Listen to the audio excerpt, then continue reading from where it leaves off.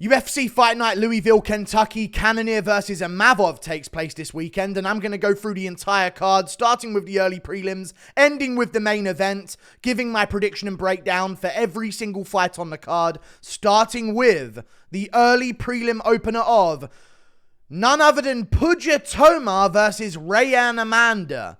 Now, Puja Tomar is a known women's fighter. She was at 1FC. She's fought Stamp Fairtex at 1FC. She lost dominantly. She's fought at 1FC a few times. She lost all of them. This was very early in her career as well. And then, since then, she's been on a bit of a win streak against absolute cans. Absolute cans, but you never know with women's MMA. They might be future champions in the making. Who knows? She's 5'1". She's a strawweight from 1FC, which means she's really an atom weight because they don't do rehydration there. They have a bit of limits to how much you can rehydrate to. So if she's comfortably making 115 over there, I think Rayanne Amanda, a little bit bigger than her on the stats, a little bit larger, going to have a little bit more mass out there. Also got a bit of a grappling background as well. That's where we have seen this woman, Puja Tomar, beaten before. And Rayanne Amanda is younger as well. You know, she's got more experience. She's 28 years old. Puja Tomar lost immediately in her career to some pretty decent names, got fed to the wolves. Since then has fought, again, as I said, absolute cans other than her last one, and that got stopped to corner stoppage. So she has one good win in her entire career, and she fought 11 months ago. So yeah, I'm going to go with Rayanne Amanda, to be honest with you guys. Yeah, I'll take her to win this one. Even though she's not all that good herself, and even lost her UFC debut to a woman that's not even that good either. But to be honest with you guys, there's no point me talking. There's no point me trying to break this down logically. It's women's MMA, innit? Like, who cares? You know what I mean? So just go Rayanne Amanda, I think. We move on. Up the card, Cody Stamann versus Taylor Lapilus. Now, I've got a problem with Cody Stamann and his height, okay? And his frame. I really have a problem with it because this guy seems to very much struggle implementing his wrestling in MMA. Now, he used to have some really solid wrestling. I remember he gave Aljamain Sterling a bit of a good grappling exchange or two before Aljo eventually submitted him, with which, well, I believe was with a Suloev stretch, if I'm not mistaken. But Cody Stamann, not going to win this one. Way past his prime. Still in great shape. Like, I don't think he's past a genetic prime, 34 years of age, but I think his best days are behind him regardless. We ain't seen him in the cage in over a year. This is where I start thinking fighters are a little bit past their prime, you know what I mean? But then again, lost to Said Nurmagomedov, Merab Dvalishvili, Jimmy Rivera, Aljamain Sterling. These aren't bad names to lose to. Douglas Silva de Andrade is a little bit of a drop-off outside of those names, though. And I'm just never really too impressed by him. I don't really like the finishing potential. And Taylor Lapilus is tall, rangy, difficult to find the inside of. And I think that's going to be a problem for Cody Stamann here. I think he's going to be a little bit outranged, a little bit outworked on the inside as well with knees. I think that's going to be an advantage for Taylor Lapilus, using the cage to keep himself upright. And if Cody Stamann does go for a takedown, I could definitely see him, you know, not being able to get his body weight over Taylor Lapilus. And by that, I mean that maybe Cody Stamann's going to get to the hips and get his hands connected and get a takedown on Lapilus. But I can see Lapilus being able to frame and post on those long arms of his and be able to get his hips free and back up to his feet. So I think it's going to be fruitless. I think it's going to be a useless endeavor for Cody Stamann to even look for takedowns in this fight. So yeah, we'll say that. We move on. Eduarda Moura versus Denise Gomes. I'm going to go with Eduarda Moura. Now, there's no real reason for this. She's actually a very touted women's MMA prospect, I should say. She is. And she won her first fight in the UFC. Missed weight by 4 pounds. I like that. Okay? I like that. They never do anything about it when women miss weight unless it's for a championship belt. So you're allowed to miss weight in women's MMA because they never trash the women's fighters for missing weight. So I like it. I like it. I don't think she's all that good, to be honest with you, but I do like her grappling game, and Denise Gomes had some weaknesses shown in her grappling game as of so far in her career. She just lost a grappling match as well immediately to a grappler at the start of this year, March of 2024. So yeah, I don't think she's all that good, to be honest with you guys. I think Bruna Brazil was a big win, and Yasmin Yaregui was a big win. Listen, she's got KO power for a female. So maybe I should just deny all logic of this 10-0 up-and-coming fighter that's been able to put away fighters consistently, including a 5-0 girl on the Contender Series, put her away in the first round. Same thing in her last fight, destroyed her, TKO'd her in the second round. She's able to get what she wants in the ground. I think I'm going to rely on someone being able to get to the ground and get a submission more than I will someone consistently being able to get KO blows in, you know, a women's strawweight division. So I'm going to side with Eduarda Moura. I think she'll have the grappling advantage. But then again, Denise Gomes is lesbian, so it does maybe triumph everything that we have statistically to back up Eduarda Moura here. So who knows? I'm going to go with Eduarda Moura, though. I'm going to trust in the 10-0 undefeated strawweight prospect who's got some good wins back to back to back and isn't afraid to miss weight by 4 fucking pounds. So yeah, we're going to move on. Daniel Marcos versus John Castaneda. I was going to go with John Castaneda, but I'm going to go with Daniel Marcos. I'm not going with John Castaneda.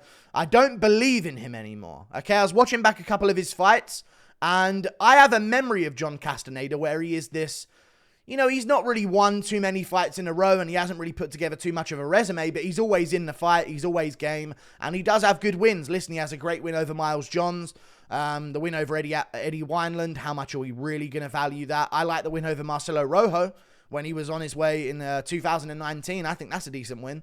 Lost to Daniel Santos. Took Muin Gafarov to a decision that wasn't all that impressive.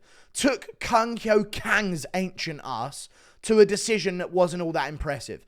That's where I'm going with Daniel Marcos now, because I was just going to go, he fucking robbed the decision against Davy Grant. This guy's not even that good. I had the whole speech written out. Trust me. I wanted to say the same about Adrian Yanez on the come up, but I tricked myself after Vera did what he did to Font, thinking that Yanez could just touch him and Font would be done because his chin's finished. But Davy Grant fight, he did get given the decision. Brutal robbery. No idea why they gave it to him. He literally got outlanded every round, and Grant landed the better shots as well. So no fucking idea how they gave that to him. But either way, I'm going to go with him to win this fight. He's been active. He was beaten up on Airi Chwileng, hit him with a groin shot. Chwileng couldn't continue, ended up being a no contest. But he was beaten up on Chwileng there and looked amazing in the first round. So I think this guy's someone who could develop, someone who could like progress as his career goes on, make those improvements. And in John Castaneda's last few fights, just wasn't too good looking in my opinion. And Castaneda already has 27 fights in his MMA career. Daniel Marcos is 15-0, up and coming. He's got a lot of fights himself. But once you have that many fights and that many losses, it starts setting you into this style that's just either going to win or lose. You know what I mean? You don't all of a sudden come out with this renovated ability, or you just come out with this way better striking all of a sudden. Sometimes you get stuck in those ways when you work that type of, you know, resume up, when you work up that type of record. So I'm going to go with Daniel Marcos. I was maybe understanding an underdog pick here, but I'm going to go with Daniel Marcos. I don't really believe in his hype as a undefeated prospect, but I think he's pretty decent. So I think he's better than Castaneda, that is. We move on. Up the card, Andrea Lee versus Montana De La Rosa. Oh, God. What was I going to do with this one? Yeah, I guess I'll go with Andrea Lee. I think she does damage quite well. Now, Montana De La Rosa actually has a pretty decent grappling game. She lost to JJ Aldridge. Fucking hell. What is going on? Right, I'll go with Andrea Lee. I think she can implement damage more. She's a more physical specimen out of the two of them. She's got less wasted weight, very flat-chested. You know, we got some wasted weight here on Montana De La Rosa with like a couple pounds that don't need to be there, but I'm happy they're there, but they don't need to be there, okay? Andrea Lee is all effective weight, okay? That's the... I'm saying in the most polite way possible, this bitch is 2D. You know what I'm saying? All good, though. 35 for Andrea Lee. Gonna have that anger. Montana De Rosa's 29. She's still got a chance to be... You know, She's still got a chance to have her moment. 35 years old Andrea Lee, no children, gonna have that anger and aggression. And I think that really does come into it a lot. So, yeah, I think she's going to go for this one. She needs this, you know what I mean? Like, Montana de Rosa, 29, she could, win one fight, lose one fight, when she's 31, maybe consider some things, like, you know what I mean? But Andrea Lee is really committed. So there's going to be that rage and aggression in the third round when things maybe aren't going her way even. So I'm going to side with Andrea Lee here. They both had good performance against Maycee Barber, but I thought that Andrea Lee did a little bit better on the feet. And I don't see either one of them dominating here. So I'm going to say that Andrea Lee does better on the feet than Montana de la Rosa, even though she got made to look like she had no idea what she was doing against Natalia Silva. Maybe Natalia Silva's going to be a real prospect coming up. We move on. Up the card, Brad Katona versus Jesse Butler. I'm going with Brad Katona, and if he can't beat Jesse Butler, he should retire from MMA. And I mean that in the least offensive way possible here. Okay? If he can't beat Jesse Butler, retire from MMA. The guy came into the UFC, should not have been in the UFC. Let's call it what it is. This guy should not have been in the UFC. Got smoked by Jim Miller in his debut. Was up a weight class. Fair play to him, but... Yes, I am thinking of the right guy here. So he's going to be a big dude out there. Okay, he's going to have some range to him, actually. He's going to have a 73-inch reach. He's going to be a fucking big dude out there if he makes this weight, guys. Is this at 135? Yeah, I'm going to go Jesse Butler, I think Brad Katona, well, first of all, he's Canadian. Not a good look for combat. All I'm going to say. Outside of GSP, what you got? Bertabiev? You imported him. You know what I'm saying? Brad Katona has no ability to finish a fight on the feet. You know what? Yeah, I was actually going to pick Jesse Butler to lose very confidently. But now I'm thinking to go back towards picking Jesse Butler to win. I know he's lost to absolute schmucks, but it's a big dude with range, with a massive reach advantage over Brad Katona. Brad Katona's got 63 inch... He's 64.5 inch reach for Brad Katona. And in his last fight against Garrett Armfield, yeah, he just didn't look like he was capable of inflicting pain upon another human being. Now, I know that's a long-winded way of saying it, but it's true. He didn't look like he was able to inflict pain upon a human being. There was nothing that he did that led towards a sense of combat. You know what I mean? It was just like hold on to a guy, try and take him down, fail, and then back to missing shots at range. Really bad look. And Cody Gibson looked shit in his last fight as well. And that's where I rated Katona from. Because I was like, damn, that Gibson fight was sick. What a tough dude this guy is. But no, I'm going to go Jesse Butler, more finishing potential. Big, rangy dude for bantamweight. This can be his first time going for bantamweight. But hey, if he misses weight, even more of the benefit. So I'm going to say he wins this one. Massive reach advantage. Going to catch Katona and finish him. There's an underdog pick right there. I didn't even know I was going with that one before this started. But I'm taking the underdog of Jesse. No, what am I? Hang on. Everyone just hang on a second here. Why are the odds that crazy against him? Am I missing something about Brad Katona? You know what? Out of principle, yeah, I'm going against Brad Katona. I don't think this dude's capable of damage. It could risk all my picks, yeah, but I'm leaning towards. I'm gonna lean towards Jesse Butler. I'm gonna lean towards Jesse Butler. Oh, am I? He took a 24 and 28 guy to the second round. He's massive though. He's gonna be massive out there. All right, I'll hate myself if I now go back on it, So you know what? I'll take Jesse Butler in an upset. Too big, too strong, too powerful, too much range. I'm going Jesse Butler. How old is he? 32, coming into his prime? Okay. I'll go Jesse Butler, I'll risk it. I'll risk a Jesse Butler pick. We move on. Up the card to another fight, which is, if you'll give me a second here while it loads up, Charles Radtke versus Carlos Prates. Now, you guys know I'm a big fan of Charles Radtke. Say it again, Radtke. Say it again, okay? We got to get that trending whenever he fights. Say it again, Radtke. Based Charles Radtke, dude. The based king of MMA himself. Manel Cap would be proud. This guy set the trend for Manel Cap. Let's not forget. Although Manel Cap stole the show with it, Radtke, he was like the Ali to Manel Cap's Tyson. I'm joking. What am I saying here? Radtke is probably going to lose, I'm going to be honest with you. I was watching back his fight with Urbina. Did he land a really good shot? Yes. Has he actually got some KO power? Yes, he does, actually. He actually has got some decent KO power. However, he looked shit against Blood Diamond. He looked so unbelievably bad against him. And I know that, you know, maybe it wasn't ideal. Maybe, you know, UFC debut. You're going to have those jitters. I get it. And he does have some good wins outside of the UFC here and there. But I'm going to go with Prates. I think he's just a little bit more effective at range on the feet. And although Radtke does have a good hook, a good left hook, I'm going to side with Prates here. I'm going to side with Prates. Young fighter, up and coming, put together some momentum. He's coming into his prime, 30 years old. 78 inches of reach as well in the welterweight division. Pretty insane.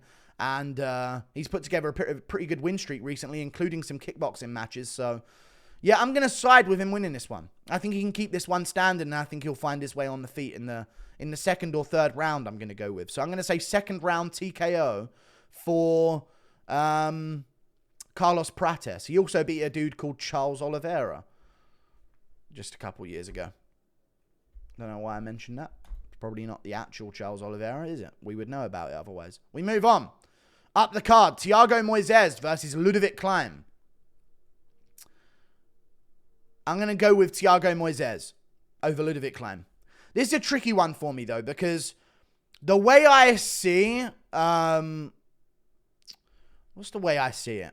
How do I see it? The way I see Moises is that because he has the jiu-jitsu base, he's actually very bullyable. You know, you have to realize that about most people that start with jiu-jitsu. They can be bullied on the feet. And when you put someone in there that's a bully on the feet, like Benoit Saint Denis, like Joel Alvarez, they're going to get him out of there. They're going to dust him up because he'll... I'm a jiu-jitsu guy. What's all this combat? You know what I mean? Please be patient and let's go tit for tat. Whereas Ludovit Klein is not really an all-or-nothing fighter. He don't go for broke in fights often. Now, he's a young dude who's coming into his prime, and he has got some... I mean, he's got some pretty good wins in his career, I'll tell you that. But I think Moises is going to be better in the in-between. If someone's getting the back in this fight, it's him. And I think if Moises gets it, he's going to have it for the round. You know what I mean? I'm seeing the draw to Jai Herbert here, guys. That's what I'm seeing here. I'm seeing a draw to Jai Herbert. I'm seeing a split decision to Devontae Kincaid-Smith. I know he's improved. I think a lot of why people are really taking him here to win this fight is because he beat AJ Cunningham and finished him easily, even though AJ Cunningham shouldn't have even been in the UFC.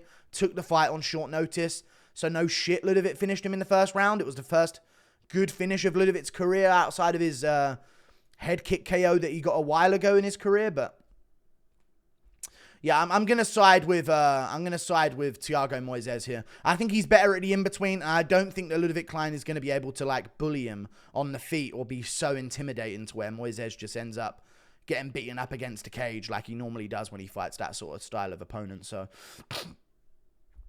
Ludovit's normally patient. I think that'll give Moises time to set up things. He's more of a cerebral guy anyway, so I think that benefits him. I'm going to go with Thiago Moises. And plus, Moises realizes at this point that he's got to kind of put together this next win. You know what I mean? Because he's always been at this spot where he gets two good wins. You know, he beats Bobby Green, Alexander Hernandez, gets Makhachev, Joel Alvarez, beats Giagos and Malik El Costa, gets Benoit Saint Denis, loses, beats Mitch Ramirez, Ludovit Klein. He'll probably lose to like Dariush after this. You know what I mean? He's already lost to Dariush, but he'll probably lose again, or he'll get Moicano coming off a loss and lose. Like, it seems to be a trend in his career. So I'm going to take this to be another part of his trend of beating two lesser than opponents and then losing to a greater than opponent. So I'm going to go with Thiago Moises here. We move on. Up the card. Punahele Soriano versus Miguel Beza. Miguel Beza, huh? Long time no see. Long time no see, Miguel Beza. Very long time no see. And Punahele Soriano moving down to welterweight. That ain't gonna work. You're a middleweight. You're shit. You should be a middleweight because you're shit. Sorry. But I mean that. I fucking 100% mean that. You're a middleweight. Stop trying to be something else. Be the shit you are and stay in that shit division. Sorry. Outside the rankings at middleweight, it is a fucking shit show sometimes, I tell you. So I'm going to go with Miguel Beza here. Welterweight skill level. Plus, I don't think he's going to be outsized because he's a big dude. I've seen him stood next to Covington. He kind of mogs Covington, to be honest with you. How tall is this guy?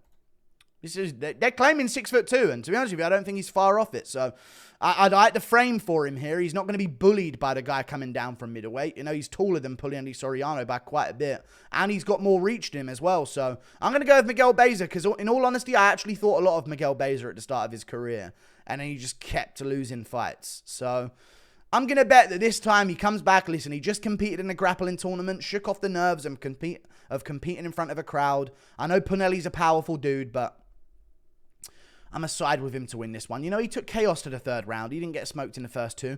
If Chaos ain't smoking you in the first two, I don't know if Punahele Soriano is. So I'm going to go with Miguel Beza, and if he does get out that first round, I think he'll start putting together a win. Punahele Soriano to get this one done, I reckon. Maybe a second or third round finish. We move on. Up the card to another fight. Julian Marquez versus Zachary Reyes. I know you like Julian Marquez. Does he always have to be on the fucking main card? All he does is lose. However, he is fun. He is fun to watch. Very fun to watch. And I think that's a reason why I'm picking Zach Reyes here over Julian Marquez. Just because I'm questioning Julian Marquez's motivation for the game right now, dude. Like, he just seemed to be a type of guy. Let me know if I'm wrong here on this. Zachary Reyes, he needs this. You know what I mean? He's 30. He's receding bad. This is all he's got. You know what I mean? He's been working towards this his life. You know, he started an amateur career in 2012 where he lost to Kevin Holland. In 2012. So he's been around trying to make this whole thing happen. So I'm going to go with him to win this one. I'm going to go with him to win this. I don't rate his win over Eli Aronov. I'm going to leave the reasons why out of it. I just don't really rate that win. All I'm going to say. So I don't like that he lost to Brundage by slam KO, but he was latching up a sub, got slammed. It is what it is. Drakkar Close did it to someone. Same night, I'm pretty sure as well. I'm not going to look too much into that because he did look like he was about to latch up a sub over Brundage, but he got slammed. He held on to it. He got KO'd from it. I reckon he beats Julian Marquez, though. He's a finisher. He's a little bit rusty on the feet to start with, but I think that's enough to bait Marquez into losing to him. Hear me out. Marquez, I don't think he's taken his career seriously. It seemed like he got to the UFC and then just tried to use it to, like, I don't know, be a friend of, like, Pat McAfee or some shit. Like, I don't know. I just got that vibe from him that he just started, like, jumping on all these trends and who's got the best beard in the UFC, Woodley, after one of his wins. And it's just like, all right, mate. Yeah, we get it. Get your little one little clip for your Instagram. I feel like he's going to lose this one. He's been smoked twice in a row pretty badly. Beaten up badly by Marc-Andre Barriault. The damage that he took in that fight as well. And I know that he got KO'd in the first round by Rodriguez, but the damage that he took in that fight as well. That wasn't just a one-punch KO. The guy, he caught me. No, he beat the hell out of him. So I'm saying he took too much damage in his last two fights. The only two wins that he has is a come-from-behind victory against Maki Patolo and a win over Sam Alvey. So, yeah, I'm going to side with Zachary Reyes here. I know he lost to Brundage by being slammed while he was going for a triangle or an armbar. But I'm going to go with Zach Reyes. I think he's got good enough finishing potential. And Marquez, I think he's going to come out there with a mindset of, who cares, dude? I'm just going to go out there and have a blast. I bet you. He ain't going to come out there and be like, okay, let's follow the game plan. Low kick, work for the single leg. No. I don't see it. I think he's going to go out there and be like, all right, this could be my last one. Let's make it fun. And then Reyes is going to catch him at some point in the first. So I'm going to go Zachary Reyes, first round finish. We move on. Bruno Ferreira versus Dustin Stoltzfus. Speaking of first round finish, Stoltzfus is knocking this punk out. No, I'm joking. No, he's not. Ferreira's going to smoke him, I reckon. Going to smoke him. Now, does Bruno Ferreira's loss to Nursultan Ruzabayev look bad, seeing as, you know, Nursultan is fucking shit all of a sudden? Maybe Buckley just made him look that way. I'm not taking anything away from him there, but what weapons do you have? You didn't throw anything. You just sort of let the fight get taken away from you while looking for your uppercut. Oh, no. Not your uppercut. Either way. He kind of caught the shot of... he caught the kick of Bruno Ferreira and then slept him, right? So it's a little bit of a very fortunate moment for him. But I am going to go with Bruno Ferreira. I am going to go with Bruno Ferreira over Dustin Stoltzfus. Now, I am sometimes very rarely impressed by Dustin Stoltzfus. Like when he fought, even Punahele Soriano. It's like, okay, he got the takedown. He did something. You know what I mean? This is impressive. Wasn't impressed with the Dwight Grant performance, who I think is just a shit welterweight that tried to move up at the time for like a last-ditch effort at a UFC win. Still didn't work. He looked at the Holy Lands and the green pastures and fields of the middleweight division, thinking that he was an actual good welterweight. But no, that only works if you're actually good at the division. You can't be a shit welterweight and then just become a great middleweight. You actually can, but either way. I'm going to go with Bruno Ferreira, dude. Dustin Stoltzfus ain't the same level of danger, man, on the feet. There will be someone in a lot more fear during this fight than the other. That's all I'm going to say. Okay? That's something you have to admit, right? If you're looking at this fight and you're thinking, okay, well, the records and the level of opponents are quite similar, styles make fights. There will be one person in this fight who is a lot more shitting himself than the other one. And it's going to be Dustin Stoltzfus. So I think that's going to lead to a KO win for Bruno Ferreira. We move on. Up the card to another fight, which is Raul Rosas Jr. versus Ricky Turcios. At the end of the day, I'm going to go with Raul Rosas Jr., dude. Meep. I'm going with Raul Rosas Jr. over Ricky Turcios. Ricky Turcios, huh? I actually thought this guy was going to be a superstar in the UFC, to be honest with you guys. Little young, smaller Tony Ferguson, a lot of people were calling him. Really funny on the Ultimate Fighter with his weird quotes and weird personality that he had. Had some fun fights on the Ultimate Fighter as well. He is bitch made. He's never going to be anything. The fight that he had with Kevin Natividad. The fact that he had to get a win off Kevin Natividad, one of the worst signings we've had to the UFC over the past decade, is embarrassing in itself. Okay, that he had to go to a split decision there. And in the fight with Amir Zahabi, again, I've talked about this fight before because Zahabi has fought since and I've broken down his fight. The fight that he had with Amir Zahabi was embarrassing. He tried to rob a decision without actually touching Zahabi in any way whatsoever.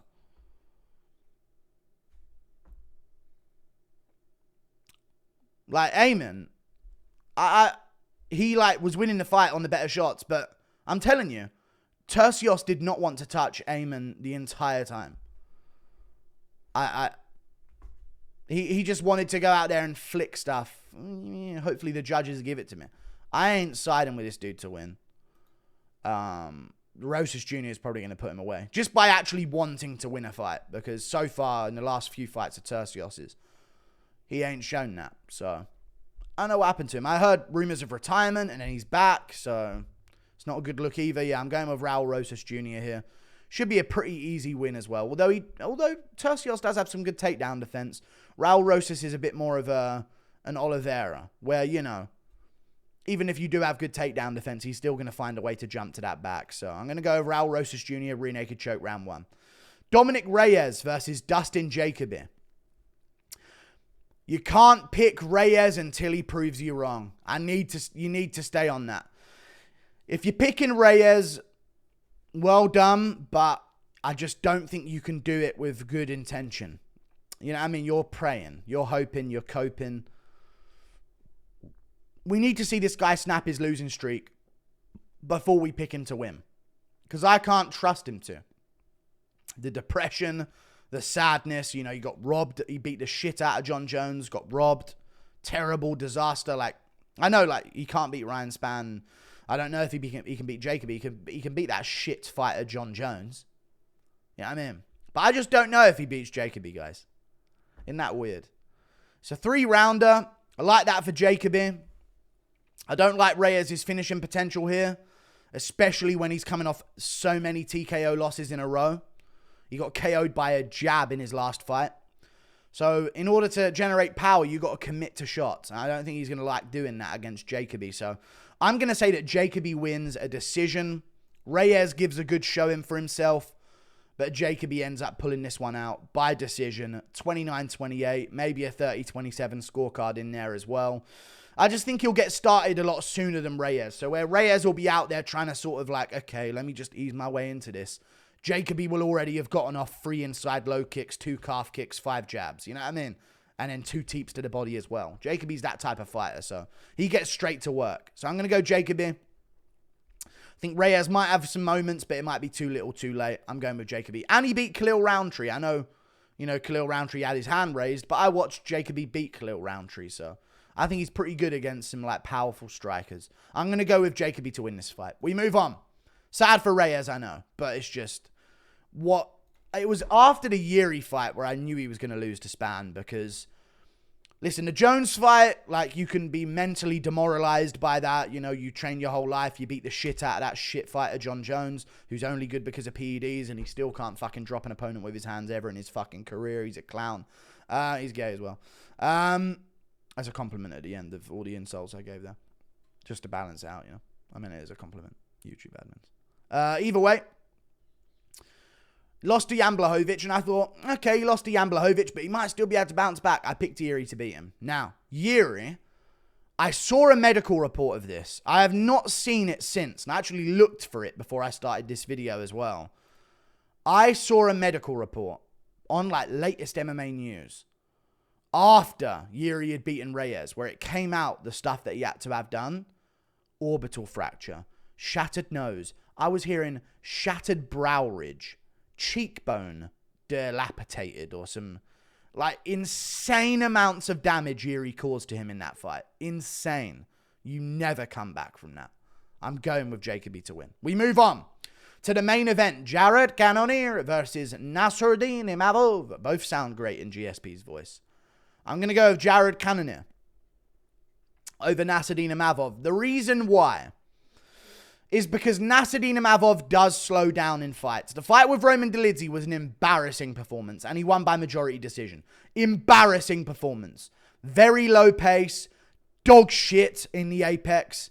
Just might as well have pulled it down their pants and shat all over the cage in that fight. Awful disgrace to the UFC it was. He looked good in that fight, but he always just seems to mess it up. Like, he can't get finishes, man. Like, you should be getting finishes, but he's not. You know what I mean? You just don't have that instinct to him. And I know he beat Shabazian and beat Ian Heinich, but he didn't beat Joaquin Buckley. He didn't beat Roman Dolidze by finish. I mean, he beat him, but he didn't finish Joaquin Buckley. He didn't finish Roman Dolidze. Strickland fought him on a week's notice. He didn't have much for him. You know what I mean? Chris Curtis even. It was a head clash, but he was doing good before then. But I think Curtis is a very limited fighter who's stuck in his ways, if you will. Whereas I think Cannonier is a little bit more versatile. He's willing to learn. He's willing to evolve. He's still got that young man's mindset, even though he's 50. Yeah, this guy, decision with Jordan. I just don't see the finishing potential out of him. That's all. I've seen a lot of his fights, and I just don't see this guy's going to catch Cannonier and put him away. Because if he doesn't catch Cannonier and put him away, he doesn't finish him. And if he couldn't do it to Buckley, or, Roman Dolidze, who's lost on the feet, absolutely a fucking lost fucking... He's a victim on the feet. He really is a pure victim on the feet. And he couldn't finish him. And I've seen a lot of his fights, and he ain't finishing guys. So, yeah, I'm going to side with Cannonier here, because if he ain't finishing Cannonier, you're stuck in there for 5 rounds with him, and he gets better as the fight goes on. And Imavov does a lot of backing up. So I can see Cannonier walking him down a little bit, chewing up his legs a little bit. We saw Phil Hawes beat Nassourdine Imavov.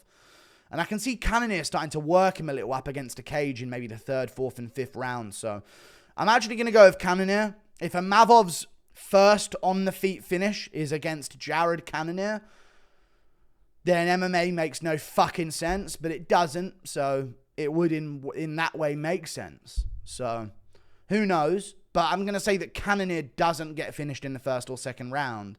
And if he doesn't, Imavov's stuck in there for 5 rounds with him. So if this was a 3-rounder, I actually do take Imavov to win. 5-rounder, I think Cannonier will build into this. And I think he'll actually beat Imavov by decision. I'm going to say 1 scorecard goes Imavov's way, 2 go Cannonier's way. I'm going to say split decision Cannonier. 3 rounds to 2 based on the last 3 rounds.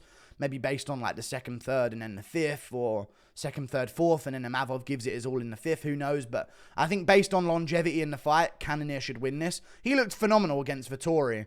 And, you know, Delidze went tooth and nail with Vettori. Even though Vettori's like a high-ranked guy, he is dog shit himself. So, you know, and Hermansson went to a scrap with Vettori that Vettori won, and Cannonier smokes Hermansson. So there's a level of middleweight that Cannonier is clearly better than. And that level of middleweight is one that Imavov has not shown yet that he is clearly better than. So I'm going to go with Jared Cannonier. Like and subscribe. Thank you for watching. Toodle pip. I'll see you later. Goodbye.